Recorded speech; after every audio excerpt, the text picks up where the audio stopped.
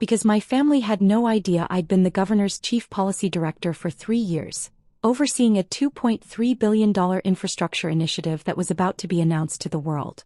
My name is Riley Chin, and this is the story of how my sister tried to erase me from the most important day of her life, only to discover I'd been shaping our state's future while she thought I was a failure. Growing up as the younger Chin sister meant living in permanent shadow. My sister Madison was everything our parents valued. Pre-med at Northwestern, perfect SAT scores, engagement to a cardiac surgeon named Dr. Trevor Walsh whose family owned a chain of medical clinics. Madison was beautiful, ambitious, and never let me forget that I was neither. I was the artistic one, the creative type, which in my family was code for, probably won't amount to much. When I was 17, I told my parents I wanted to study urban planning and public policy instead of medicine or law. My mother actually set down her teacup and stared at me. "Riley, be serious. How do you plan to support yourself with a degree in city planning? It's urban planning and there are actually a lot of opportunities in—" "Madison is going to be a surgeon," my father interrupted. "She'll make a real difference in people's lives." "You want to, what?" "Fill potholes." Madison smirked from across the dinner table. "Maybe she can get a job at the DMV." The whole family laughed. I went to the University of Illinois anyway, studying urban planning and public administration. My parents didn't come to my graduation. They were attending Madison's white coat ceremony at Northwestern Medical School. "We'll celebrate you another time," Mom promised over the phone. "You understand that Madison's achievement is more significant, right?" I understood perfectly. The real fracture happened when I was 24. I'd been working for 2 years as a junior policy analyst at a nonprofit focused on infrastructure development. The pay was terrible, $38,000 a year. But I was learning how cities actually functioned, how policy decisions affected real people's lives. Madison had just finished her residency and gotten engaged to Trevor. My parents threw them an engagement party that cost more than my annual salary. The guest list included senators, hospital board members, and the medical elite of Chicago. I wore my best dress, a simple navy sheath from Target that I'd owned for 3 years. Madison took one look at me and whispered loud enough for nearby guests to hear, "Did you seriously come here looking like someone's secretary?" Her friends laughed. Trevor looked uncomfortable but said nothing. At dinner, when someone asked what I did for work, my father answered before I could, "Riley works for some little nonprofit. We're still hoping she'll find her way to something more substantial." "Policy work is substantial," I said quietly. "We're working on transit equity programs that help low-income families access." "That's nice, honey," my mother interrupted. "Trevor, tell us about your new position at Northwestern Memorial." I stopped attending family events after that.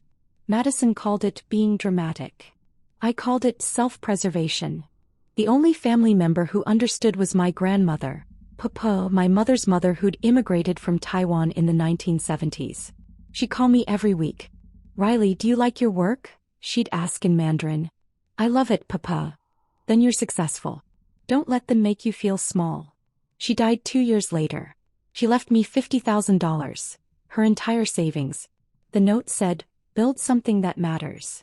What my family didn't know was that my little nonprofit job had turned into something extraordinary. At 26, I'd been recruited by Governor Patricia Morrison's transition team as a junior policy advisor. Governor Morrison was a rare political force, a fiscal conservative with progressive social policies, someone who actually cared about infrastructure and long-term planning over short-term political wins. I'd written a white paper on equitable infrastructure development that caught the attention of her chief of staff. They brought me on board to help shape the administration's approach to transportation, utilities, and urban development. I was good at it. Really good. Within 18 months, I'd been promoted to senior policy advisor.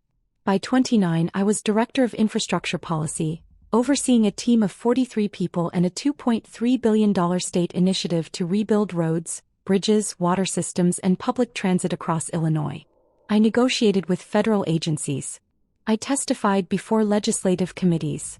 I managed relationships with contractors, unions, and environmental groups. I turned the governor's ambitious infrastructure vision into actual policy that would affect 12.7 million people. Governor Morrison called me her secret weapon. The chief of staff said I had the best political instincts she'd seen in 20 years. I'd been featured in governing magazines, top 40 under 40 public servants, and had been a panelist at 3 national conferences on infrastructure policy. My salary was $187,000 a year. I'd saved aggressively and invested wisely. I owned a beautiful condo in Lincoln Park worth $540,000, fully paid off thanks to Papa's gift as a down payment and my disciplined saving. But I never told my family any of this. Why would I? So they could suddenly be proud? So Madison could find ways to diminish it? So my parents could take credit for raising me right? Oh. I built my career in silence, and it was the most liberating thing I'd ever done. Every family gathering I skipped, every phone call I kept short, every time I deflected questions about my work with vague answers. It was strategic. I was building something real while they assumed I was still struggling at a nonprofit. Madison thought I was living in a studio apartment in a bad neighborhood. In reality, I had 3 bedrooms, floor-to-ceiling windows overlooking Lake Michigan, and a home office where I drafted policy that would reshape our state. My parents thought I was barely scraping by. I had $340,000 in retirement accounts and another $180,000 in liquid investments. They thought I was a disappointment. I was having dinner with the governor once a month, discussing strategy for an infrastructure bill that would be her signature achievement. 6 months before Madison's wedding, Governor Morrison called me into her office. She was in her late 50s, sharp-eyed and direct. "Riley, I'm announcing the Morrison Infrastructure Initiative in 4 months. It's going to be the largest state infrastructure investment in 30 years. I want you as Chief Policy Director heading the entire program." "Ma'am, you've earned this. You've done the work, managed the politics, and kept us on track. The announcement will be at the spring gala. Black tie, full press corps, every state senator and representative. I'm making you the face of this program alongside me." "That's a huge amount of visibility," I said carefully. "You've avoided the spotlight brilliantly so far. But this is too big to hide behind. The program needs a director people can trust. That's you." I thought about my family finding out. About Madison's reaction. About my parents realizing what I'd built while they dismissed me. "I'm honored, Governor." "Good. Because I'm also introducing you as the daughter I never had in my speech. My chief of staff thinks it's too personal, but I don't care. You've been more loyal and hardworking than anyone in my administration. I want people to know what you mean to me. If you've ever been treated like the family disappointment, hit that like button and subscribe right now. You're not going to want to miss what happened next." Madison's wedding was set for Saturday, April 15th. The Morrison Infrastructure Initiative announcement and spring gala was scheduled for Saturday, April 15th. Same day. Same city. The universe has a sense of humor. I'd received Madison's wedding invitation 4 months earlier, an elaborate envelope with gold foil and a wax seal. Very Madison. The RSVP card was pre-filled with my name and 1 guest. I RSVP'd that I'd attend alone. Then 3 weeks before the wedding I got the text. It came at 9:47 p.m. on a Tuesday while I was reviewing budget projections for the infrastructure bill. "Madison, Riley, we need to talk about the wedding." Me, what about it? Madison, Trevor's family is very image conscious. The photos are going to be in society pages. We're trying to present a certain aesthetic. I stared at my phone, already knowing where this was going.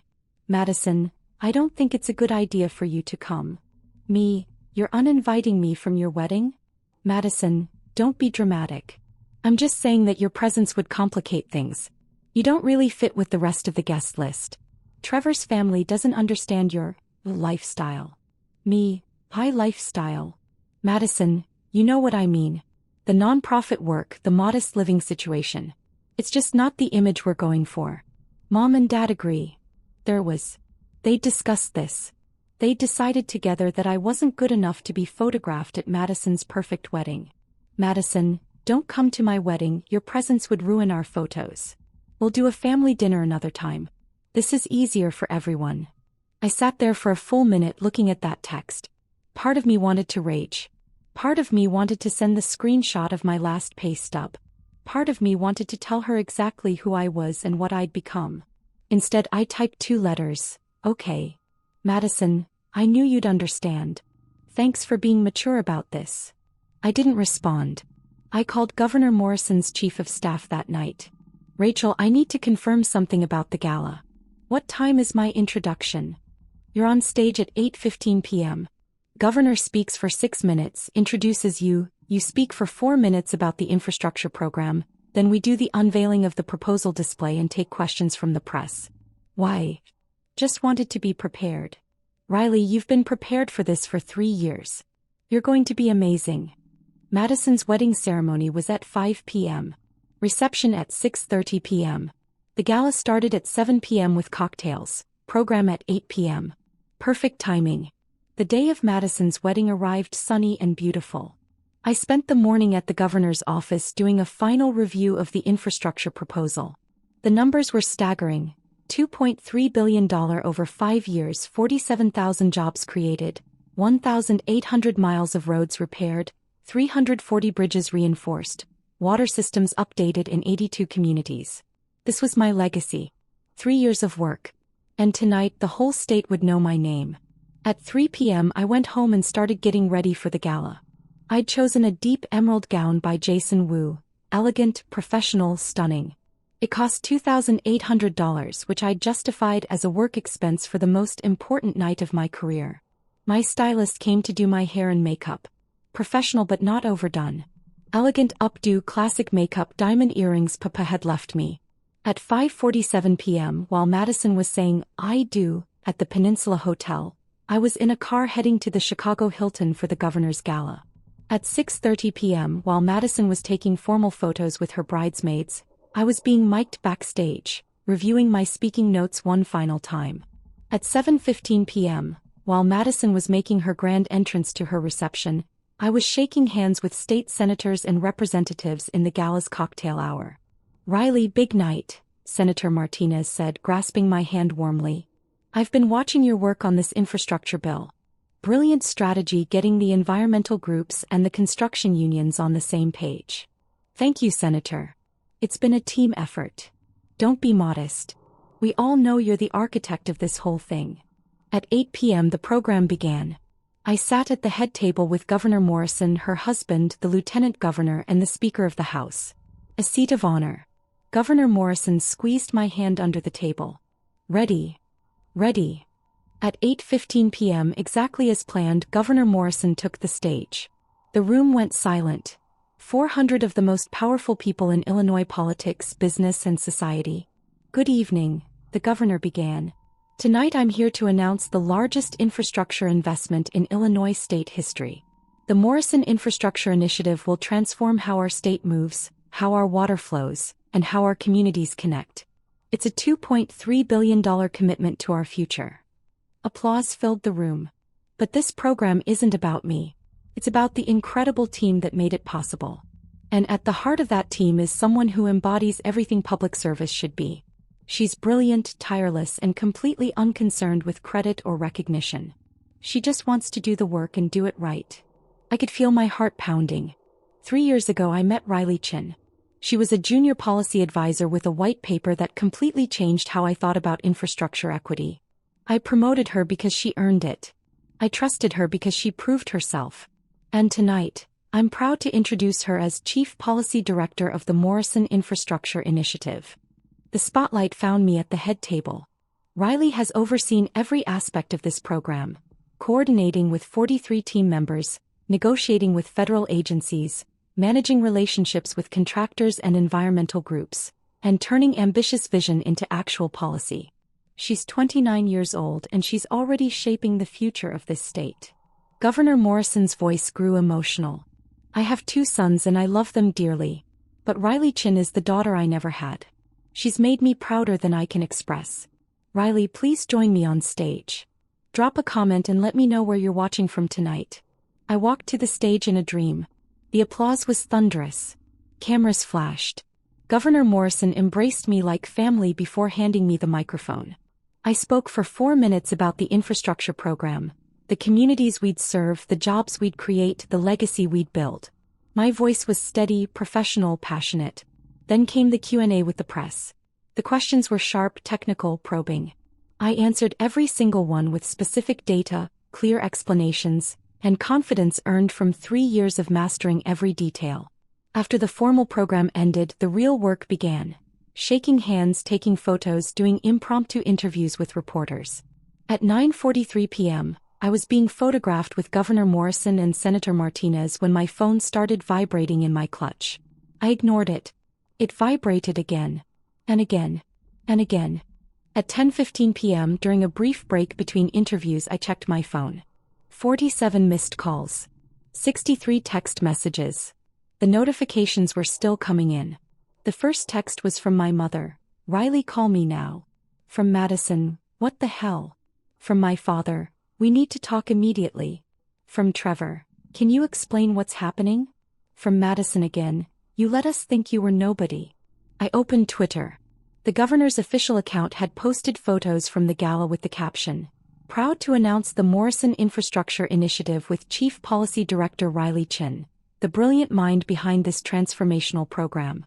#IL Infrastructure." The photo showed me and Governor Morrison on stage holding the proposal document, both of us smiling. I looked confident, professional, powerful. The tweet had 47,000 likes in 2 hours. It was being shared across every political and news account in Illinois. The Chicago Tribune had already posted an article. Governor Morrison announces $2.3 billion infrastructure initiative, led by 29-year-old policy director Riley Chin. The comments were full of praise. Finally, young leadership in government. This is the kind of public servant we need. Chen's infrastructure equity approach is revolutionary. My personal phone number was probably being passed around my family's wedding reception right now. At 10:47 p.m., my mother called again. This time I answered. "Riley, what is going on? Why are you all over the news? Why is the governor calling you her daughter?" "I'm at the spring gala, Mom. I'm working." "Working? You're on stage with the governor. Madison said you worked at a nonprofit." "I haven't worked at a nonprofit in 5 years. I'm Chief Policy Director for the governor's infrastructure program. I have been for the past 3 years." Silence. Then, "That's impossible. You never told us. You never said. You never asked. You assumed I was a failure and I let you keep assuming. Riley, this is insane. Why would you hide this?" "Because you didn't deserve to know. Because you uninvited me from Madison's wedding because my lifestyle would embarrass you. Because you've spent my entire life treating me like I wasn't good enough. Why would I share my success with people who never believed I'd have any? That's not fair. We're your family. No, you're people who share my DNA. Family shows up. Family believes in each other. Family doesn't uninvite someone from a wedding because they might ruin the aesthetic of the photos." My father's voice came on the line. I was on speakerphone. "Riley, you're being unreasonable. We had no idea you had this kind of position. If you'd just told us." "You would have what, Dad? Been proud?" "Madison literally texted me 3 weeks ago that my presence would ruin her wedding photos. That was after you all decided my work wasn't significant enough to celebrate." "We made a mistake," my mother said. "But you've been lying to us for years." "I didn't lie. I just stopped correcting your assumptions. There's a difference." At that moment, Senator Martinez approached me. "Riley, WGN wants to do a live interview in 5 minutes. You ready?" I held up a finger.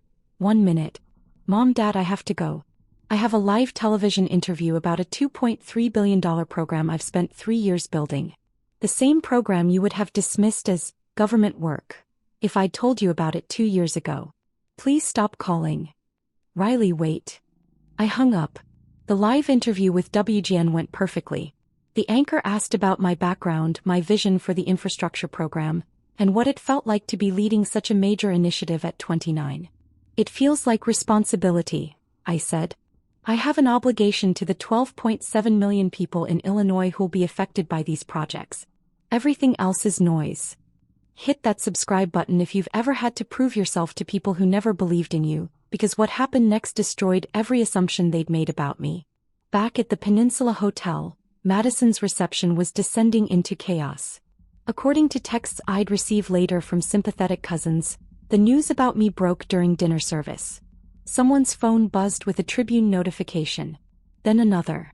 Then 10 people were pulling up news articles and Twitter posts. "Isn't that Riley?" Someone asked, showing Madison a photo of me in my emerald gown, standing on stage with the governor. Madison grabbed the phone. Her face went white. "That can't be right," Trevor said, reading over her shoulder.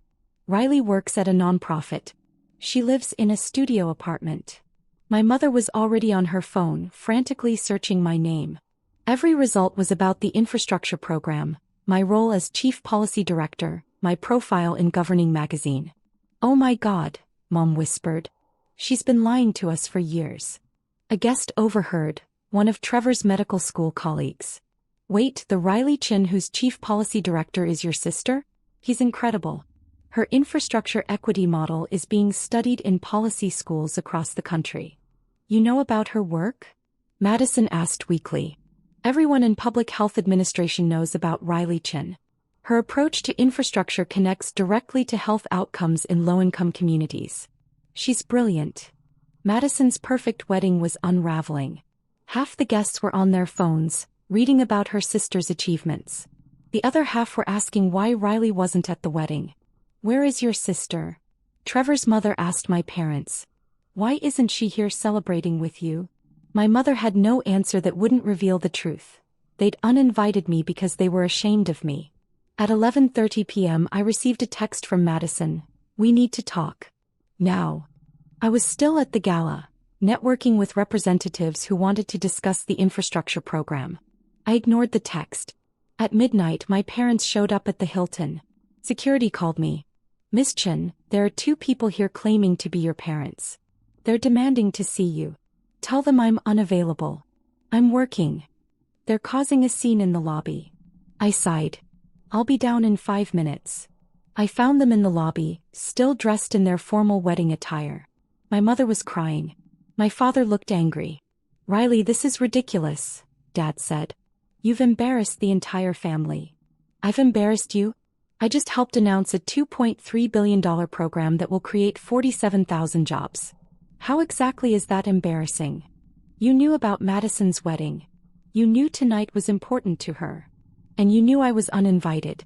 Madison made it very clear that my presence would ruin the photos. I respected her wishes. I stayed away. But you could have told us about this gala. About your position." "Why? So you could tell me government work isn't as prestigious as being a doctor?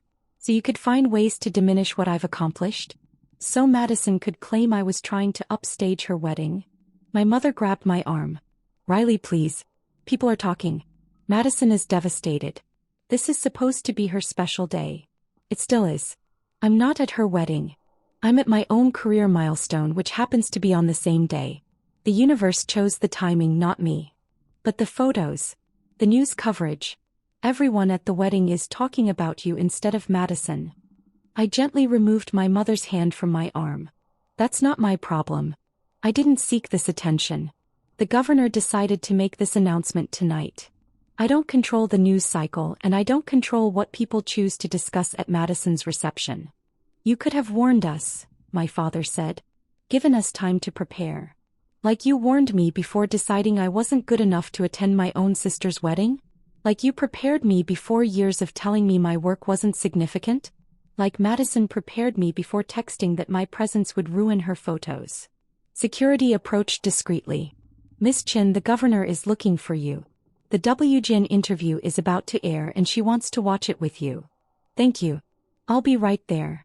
I turned back to my parents. "I have to go. Congratulations on Madison's wedding. I hope the rest of the night goes well."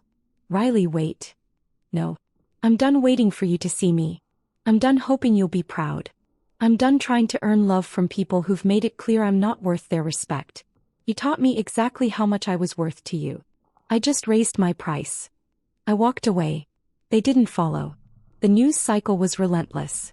By Sunday morning, the Morrison Infrastructure Initiative was front-page news across Illinois. And every story prominently featured me. The Chicago Tribune ran a profile. "Meet Riley Chin, the 29-year-old behind Illinois' biggest infrastructure program." It included my background, my policy achievements, and a quote from Governor Morrison calling me the most talented policy mind of her generation. The Daily Herald ran the headline, "Governor Morrison calls policy director, the daughter I never had, in emotional infrastructure announcement. Social media exploded with support. #RileyChin was trending in Illinois by Sunday afternoon, with people praising young women in government, discussing the infrastructure program and sharing the photos of me and Governor Morrison. Madison's wedding coverage, which should have been in the society pages, was buried. The Tribune mentioned it in a 3-sentence brief. The photo they chose showed Madison and Trevor looking tense. It must have been taken after news broke about me. By Monday morning, my inbox had 347 media requests. Rachel, the chief of staff, helped me filter them down to major outlets only. Tuesday, I did interviews with NPR, The Wall Street Journal, and a national morning show. Each one focused on the infrastructure program, but they all asked about Governor Morrison calling me the daughter she never had. "It's an incredible honor," I told the Today Show. "Governor Morrison has been a mentor who saw potential in me when others didn't. She taught me that leadership means doing the work without needing constant recognition.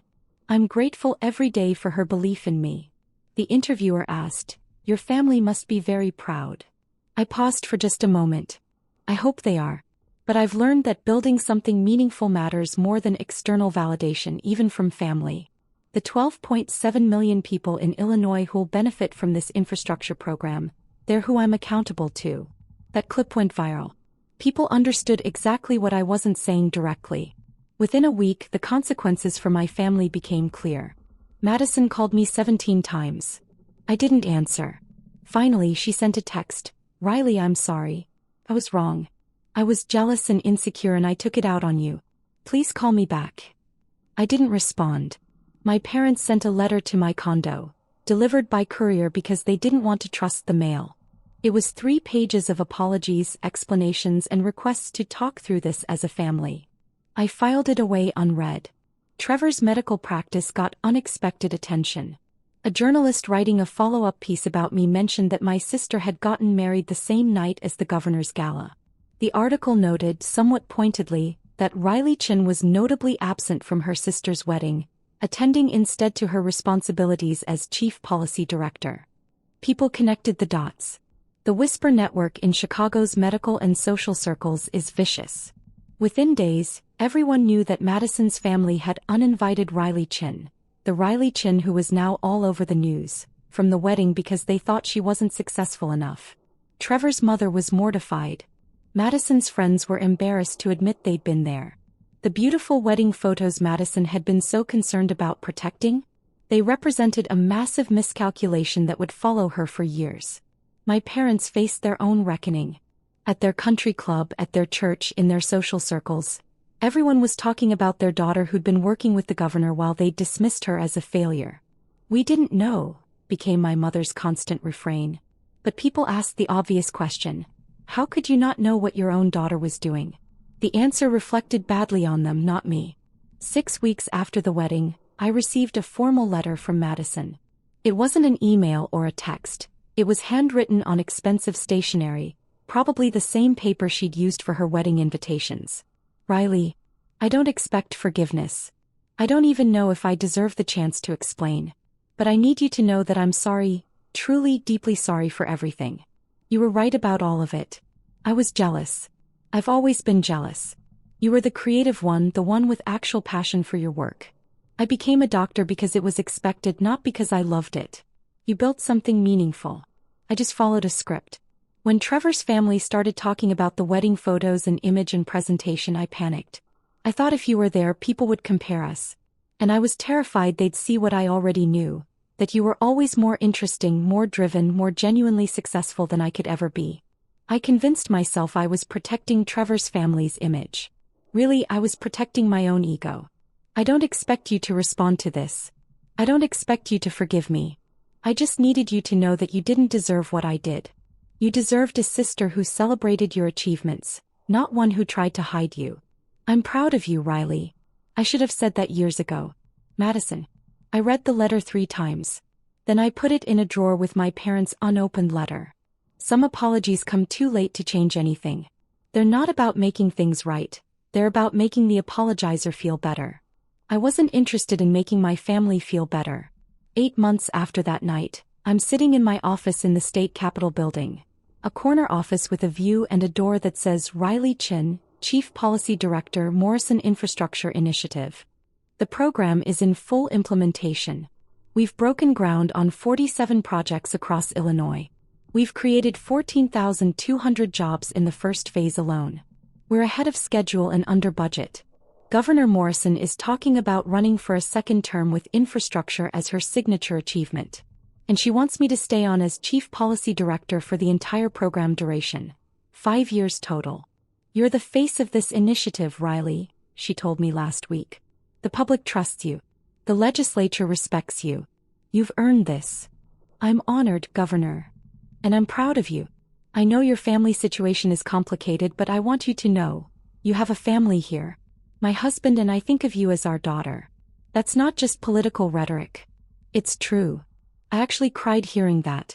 Governor Morrison had been more of a parent to me in 3 years than my actual parents had been in 29.